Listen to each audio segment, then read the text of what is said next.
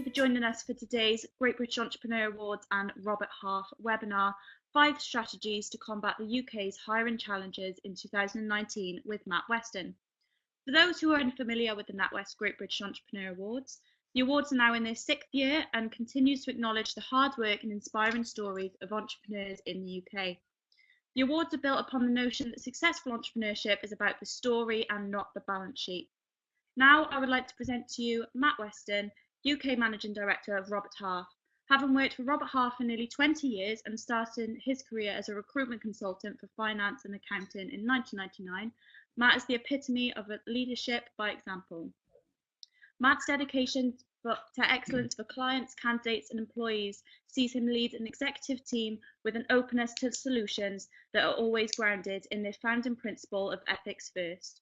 With extensive experience in recruitment, Matt is a familiar industry figure and is often called on by the media to discuss the current trends impacting the world of work, recruitment, trends and advice. Today, Matt will share with you what key trends are affecting hiring in 2019. Those that you hire are crucial to the success of your entrepreneurial endeavour, but recruiting the right talent can be challenging. So without further ado, I'll pass on to Matt, who will give you further insight into his expertise. If you have any questions, please feel free to put them in the comment box below, and we'll ask these to Matt at the end of the presentation. Over to you, Matt. Great. Thanks, Chloe, and good afternoon, everyone. And I'm excited to welcome everyone to the Robert Half webinar, where I will provide our best strategies to fighting the skill shortage and the current hiring challenges that businesses are facing in the UK at the moment. As Chloe mentioned, I'm Matt Weston. I'm the Managing Director for Robert Half. I've been here almost 20 years, and I originally started in Bristol, but now I reside in London and oversee our UK operations. So this afternoon, I'll be walking through some notable hiring trends we're seeing in the UK. But before I get underway, I wanted to share a little story about Robert Half and who we are. Robert Half is the first and largest specialised recruitment consultancy. We were founded in 1948 by Bob Half and now have over 300 offices worldwide. We've been operating in the UK for over 40 years and have a branch network of 22 locations and a deep knowledge of the market. In the UK, we focus on temporary, interim and permanent recruitment solutions in 5 key sectors: accounting and finance, financial services, technology, marketing, human resources, and business and office support. So today's agenda, we're going to talk through key trends affecting hiring, the digital revolution, the war for talent, skills in demand, recruitment solutions, and 5 useful strategies. And then we'll conclude with our surmise, our discussion, and then we'll have some questions. I would say this is a huge topic, so to cover it in 30 minutes is a challenge, but I'll do my best. So for the next 30 minutes or so, I'm going to run through the trends we're seeing in the UK, across the UK, that are affecting hiring patterns, highlighting the skills that are in demand and the 5 useful strategies that will compete successfully in the ongoing war for talent. And believe me, it is a challenge to find the best people at the moment.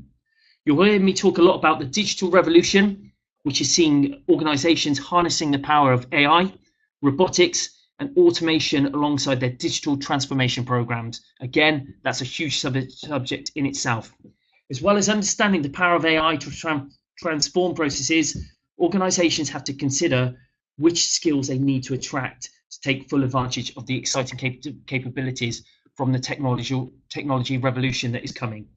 Part of this planning activity includes working out which tasks should be automated and which should be retained by humans. AI excels at automating any task that requires rote learning, simple decision making and problem solving. But business success is not just about automation and ultimately comes down to process, policy and passion. We can rely on automation for the process most of the time, but luckily we humans are still needed for the policy and, more importantly, the passion. Now, throughout this presentation, if you have any questions as we go through it, please feel free to send them across in the chat window, and at the end of the presentation I'll run through all the questions we've received. So moving on to the key trends affecting hiring in 2019. While the British Chamber of Commerce has benchmarked UK economic growth at 1.1% for 2018, it predicts an increase to 1.3% in 2019. The overall UK unemployment rate sits at an all-time low of 4%, and that's the lowest we've had in 75 years. When you talk to the majority of UK CFOs and C-suite, we predict growth for the coming year. They all talk about, the growing sentiment in the UK economy. A survey by PwC showed 89% were confident in their company's prospects for revenue growth over the next 12 months. Economic forecasts support their view, with experts predicting that employment rate will increase by 1.18% between 2019 and 2020. UK employers have also stated they plan to raise salaries in the coming year, and according to the CIPD, employees plan to raise the base pay by 2.1% compared to 1.8% 3 months ago. Although most employers will enjoy a pay increase, the most competitive salary offers are being awarded to key skilled professionals in the bid to get the war on talent or beat the war on talent. So in summary, while the UK economy might feel it's slowing in the years ahead, demand for skilled professionals in finance, technology, marketing and business support will only continue to grow in line with the focus on productivity, digitalization and automation, which is the next topic on our agenda today, the digital revolution. We all hear a lot about this. Demand for skilled professionals will be fueled by the fact that the robots are coming. Despite earlier predictions that artificial intelligence and robotics will steal our jobs, the latest reports show otherwise, and that will actually have the opposite effect. Research company Gartner recently said that AI will actually increase jobs by 2.3 million by 2020, which is only 18 months away. Our own research with UK CIOs found that 51% agreed, saying that AI will enable more jobs for humans, not less. The impact on the world of work will be significant, with 38% of UK businesses believing that digitalization is the biggest factor set to influence the future of the workplace.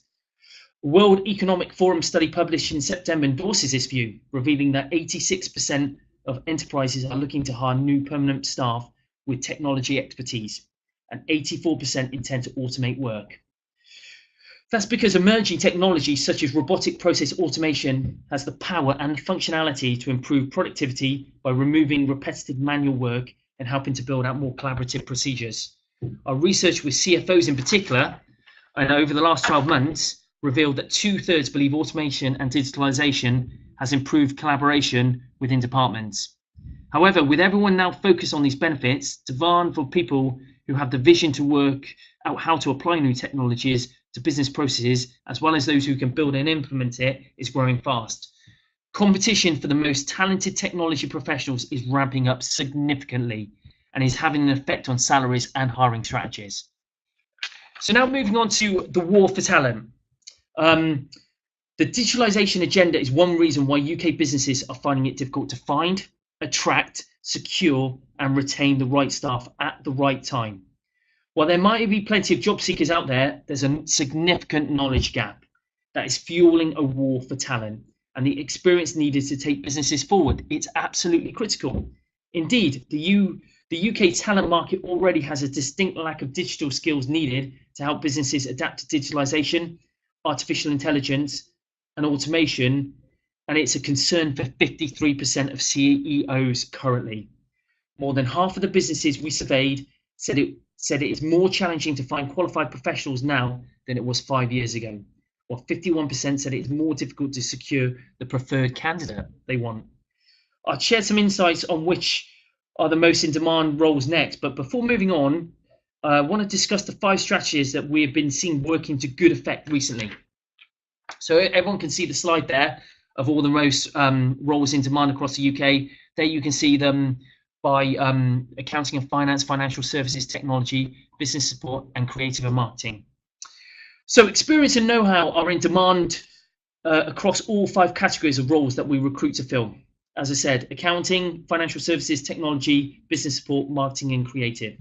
Our clients tell us that they need people who can hit the ground running, but who also can work with an environment that's in the midst of huge changes. So adaptability is absolutely key as well. In the first category of accounting and finance, interest in finance business partners is significant. The changing nature of finance professional roles mean that people need to work collaboratively with the rest of the business to affect change or in particular demand. Gone are the days of the classic bean counter. This is operational business partnering, stakeholder management is absolutely critical. And the sheer pace of regulation currently being introduced into financial services sectors creates huge appetite for those with experience of ensuring organisations are compliant. Regulatory reform at the moment is very, very high on our agenda, and that's what a lot of the clients are calling us with at the moment. Given the digitalisation agenda I've talked about, it's easy to see why developers, project managers and analysts are difficult to secure in the technology category. But this trend doesn't begin and end in IT, but it feeds right through to marketing and creative, where there's a strong demand for e-commerce and digital specialists. When you have the technology world and the creative world, there is a significant convergence through things like URI, URX. So we're seeing particular interest increase in that. Interestingly, we're predicting that HR and administrative roles are set to become even more integral to business outcomes in the next year. The focus here remains the engagement and training of employees and finding a resolution to the global productivity crisis. So let's move on to these solutions or tactics. Let's starting with number one, attraction. You have to become an employer of choice. Finding candidates is the first step in winning the war for talent, but persuading in-demand professionals to join your firm over other is definitely just as much of a challenge. Of course, every company's reputation is already out there for all to see, and social media such as Glassdoor serve to provide feedback from current and past employees to how prospective clients do their homework before an interview is even in the diary. So, everyone's increased focus on social media activity is absolutely critical. We now recognise that it's increasingly important for candidates to look for roles with organisations that provide a collaborative, flexible working place that makes them feel invested in the success of their team. Almost half of UK businesses are turning to the promotion of company culture as the main selling point for potential employees. Culture is everything. Everyone talks culture eats strategy for breakfast. We hear that a lot from our clients, and we're seeing that in the marketplace at the moment. 42% say that they communicate their organisation's brand values and mission statements when persuading prospective employees to join them, while 38% demonstrate their working environment. 36% highlight career development opportunities, and 33% outline their company's rewards and benefits system. The lesson to learn from this, well, whilst pay is important, it's not everything, and it's vital to become an employer of choice when competing for top candidates. And as we interact with many clients on a daily basis, and we're seeing more creative things. Obviously, money is important, but little things don't mean a lot much to people. It means everything, So we've seen 9-day working weeks, flexi hours, paid sabbatical. We've even got some companies that are implementing no holiday. You can take as much holiday as you want, but as long as you get the work done, and we're seeing that as a big driver. So the lesson there is it's not all about pounds and pence. There's other things at play. So moving on to solution 2, securing talent, faster hiring. Time to hire is another important element to bear in mind. In our research with job seekers, we found almost a quarter claim to receive more than one job offer, while 57% have accepted a second choice role when their preferred employer took too long to contact them. We have some candidates that are actively engaging in over 10 interviews per week when they're active in the market. The reason why employers drag their feet during the hiring process are many, varied, but can include the need for multiple interviews over several weeks with different stakeholders. This brings pressure to bear on the team waiting for a new colleague to fill a vacant job role, but also introduces the risk of damaging their reputation as an employer that can't make timely decisions. Timely decisions are critical in the recruitment process. It's worth noting that hiring speeds play an important role in how successful businesses are at securing their first choice HR administrative professionals in particular. Qualified candidates receive multiple offers and competitive remuneration packages, and businesses that fail to make an offer within the first week or two may lose out. We've even had companies that are offering within 2 days.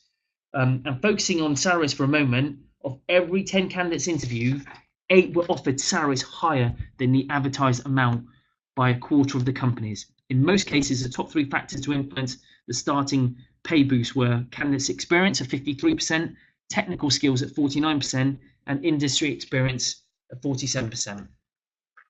So moving on to solution 3, The right skills at the right time, flexible recruiting strategies, very, very critical.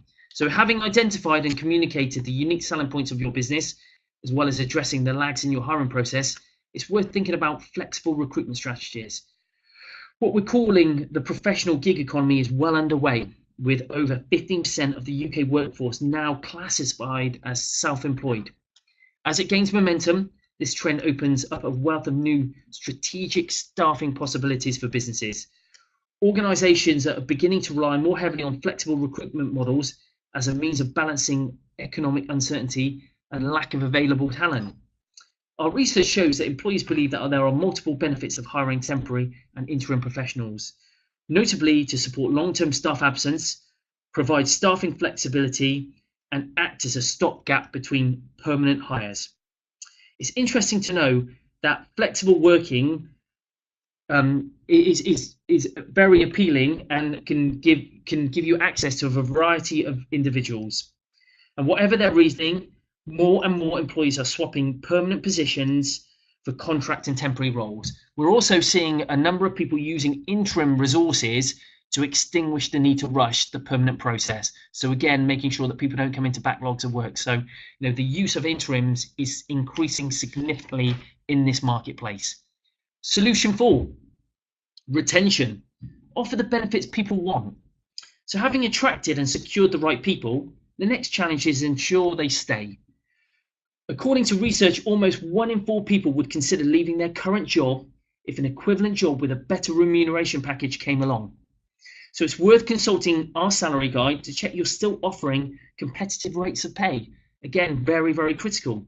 It's also important to offer the benefits that employees want, and increasingly this involves flexible and remote working. Smart technologies enables people to work from a location that suits them and their family, while still being able to collaborate fully with colleagues based in the office. Although greater emphasis has been placed on benefits, these are not typically the factors that cause employee dissatisfaction.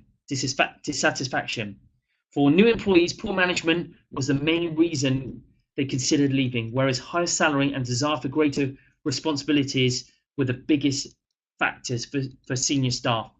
Retention strategies for the coming year should aim to focus more on the human-first approach, beginning with leadership techniques. Our research found that employees were most happy when they felt a sense of appreciation and pride in the organisation, and when they were treated with fairness and respect. Solution 5, longer-term retention. Another reason for candidates to leave their roles is that an employer is unable to provide a clear development path, including training. Our research found that 3/4 of candidates are more likely to quit their jobs if this is a case compared with 3 years ago. While 47% of employees say they offer career development opportunities today, we are seeing significant growth in companies that are using training and upskilling to address skill gaps. This is particularly true of organisations in search of IT and digital skills, who are now looking across the business for people who may want to migrate from their current roles to take up new challenges. Well, over a third, 38% in fact, of UK employers have introduced training programs to keep retention levels high, while also addressing skills gaps in-house. Businesses have started adding more benefits to their remuneration packages to maintain their attractiveness to current employees. It's a popular tactic used by 43% of UK businesses at present. Finally, it'd be worth considering an employee wellness program. Over 4 in 10 companies provide one, citing employee engagement and productivity as their reasons for doing so. So where to go from here? So in conclusion, then, we are seeing levels of uncertainty ahead for all sorts of reasons, but the digitalization agenda in particular means employers have no choice but to hire the right people at the right time to transform and automate business processes. This is happening everywhere in the world, and the UK is no exception. More than half, 53% of CEOs have concerns regarding the level of skill available in the UK. These concerns are amplified as Brexit approaches, threatening restricted access to EU talent market. Attracting and retaining the best people is key to success. There is no longer an option to sit back and operate in the way businesses has always operated in the past.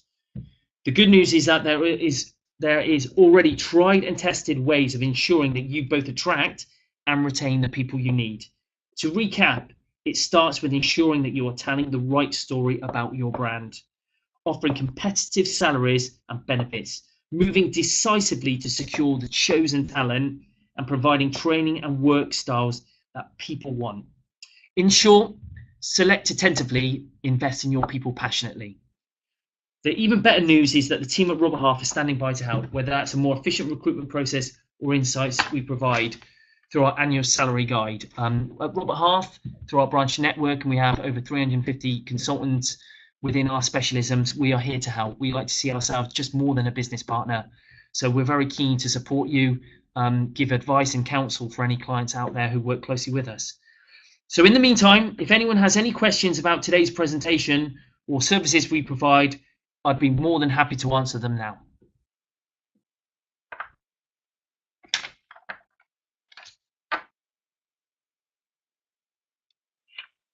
Thank you for that, Matt. So that concludes the presentation. We'll now open up to questions and answers. If you have anything you'd like to ask Matt, please leave them in your question in the comment section below, along with your name, and then Matt will be able to answer you directly.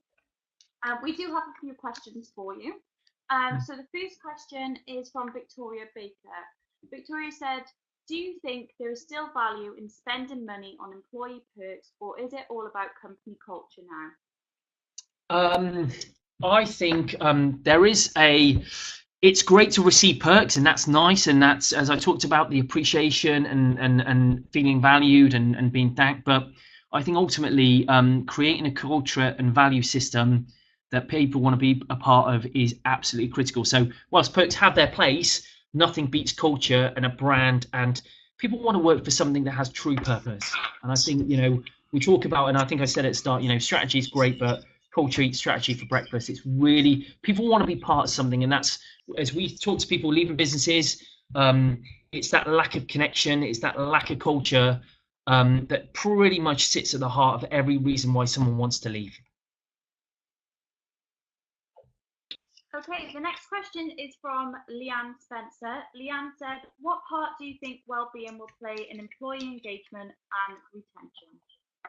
I think employee well-being is absolutely critical. I think when people when people feel better and their well-being is in a great place, you get a more productive and more engaged workforce, and I think that just makes for massive retention. As I talked about, the amount of companies that are working on their wellness program. In fact, Robert Half are working very heavily on it at the moment. It was something that we canvassed a lot of feedback, but the best companies I'm working with, or the best companies that have retention, have the best wellness programs. Fact. Okay, our next question is from Gary Weston. Gary said, with industries changing so rapidly these days, sometimes the right hire now might not be the right person in a few years' time. How do you recruit effectively with that in mind? Well, I think that's a great question, Gary. So I think the best people hire, you don't hire them to do the job they're doing. It's where they can go in the future. So I think that people are going to have to develop and move forward. I think it's as much hiring the ability and the enthusiasm, and then you can train the skills. So I think you've always got to hire with the knowing that they're gonna have to evolve through the role and be trained up to do different things. That's absolutely critical, that you bring them in with a view that they're going to go on and have a bigger career. I think people want to know that they're being sold a career, not just a job. Fantastic. The next question is from Claire Allen. Claire asked, how do you calculate how much a person is worth in terms of their salary? Well, that is, obviously you can, there's ways and means you can benchmark through our salary guide, but I think it distills down to three really important factors. What could the person get elsewhere? What would you pay for a replacement for this person? And what would you pay to keep this person? I think those are the 3 points you've always got to ask yourself. And if you ask those out, and if you're out of kilter for any of those, then you're not remunerating them in the right way. The next question is from Richard Knight. Richard asked, do you think that the timing of 2020 for AI impacting the market is realistic? It's not far away. When you look at it, 18 months, I think it is relatively realistic. We're dealing with a number of clients, technology-based clients. We're starting to see the AI automation through our technology businesses now having impacts on our finance and accounting and our other lines of business, digitalization, our creative department. So we are starting to see the impact now. We really are. So it's not far away. And the next question is from Robert James. Robert asked, millennials are known for jumping from job to job after a few years. Is it worth spending money on training and upskilling if they're going to leave? There is the notion that the average length of role now is shortening. I think there is no substitute for training. There's the old adage of, what if we train them and they go? What if we don't train them and they stay? I think it's absolutely critical. You have to have a commitment to training and developing your people. That is your commitment.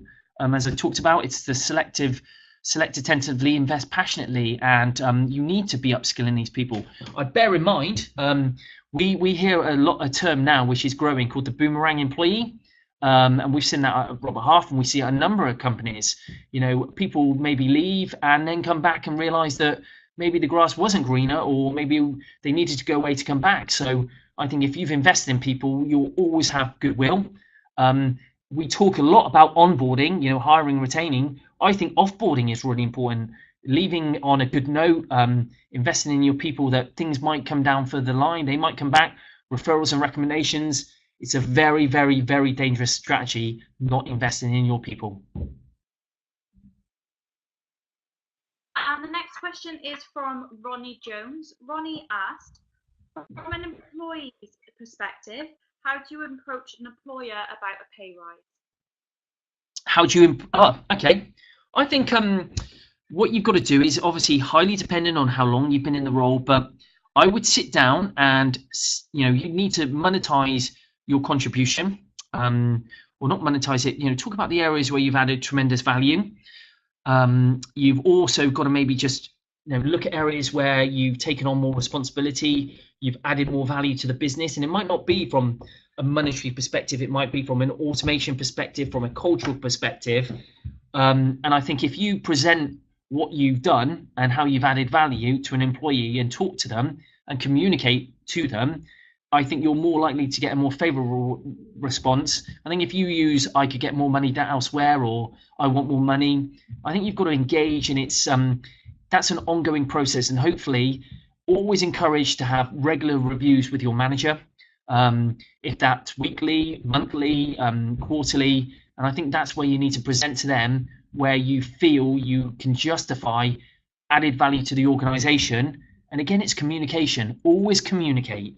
I think everyone worries that it's hard to have a tough conversation. I think tough conversations with your employer is really, really critical if you communicate it and do it in the right way. When it's just you talk to them and you talk about how you feel.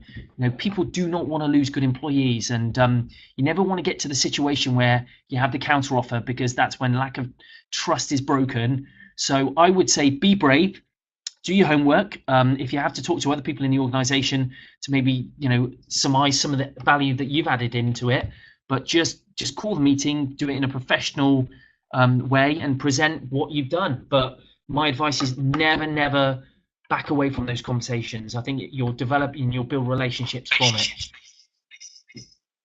Our next question is from Steve Davis. Steve has asked, can recruitment have a positive impact on boosting the UK's productivity?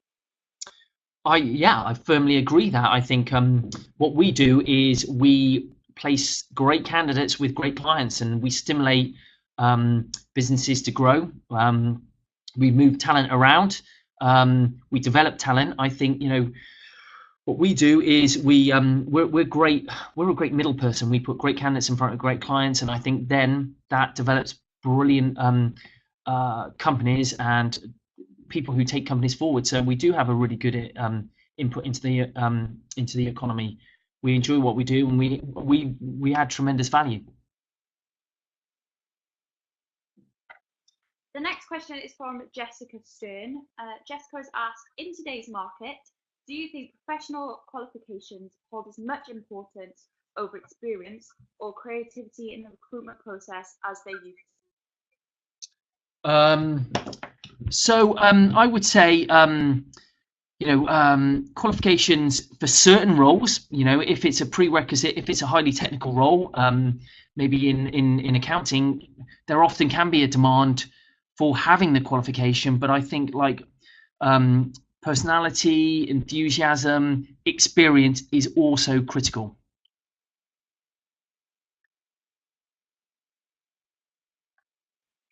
Fantastic. Well, I don't think there's any further questions. So we'll finish up on the last question. A big thank you to Matt for sharing your insights. I'm sure our audience will agree it was a hugely valuable session. This webinar will be available to download in the next few days, so keep an eye on our social media channels and for the slides as well. Every year, Robert Half produces a salary guide that examines trends in UK employment and provides benchmarks employers can use when reviewing salaries for current and prospective employees in the upcoming year. You can find a copy of this salary as you'll be redirected to the page after this webinar is finished.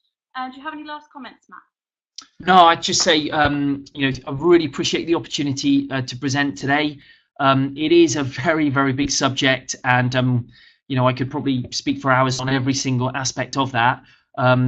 If anyone wants to reach out to me personally for any questions that they didn't want to, do within the webinar, then you can contact me on matthew.weston@roberthalf.co.uk. So more than happy to help out, but I've really enjoyed it and really appreciate the opportunity. So thanks for that, Chloe. A big thank you to you, Matt, and to Robert Half as well for helping us with the webinar. So thank you very much, and goodbye, everyone. Thank you for joining us.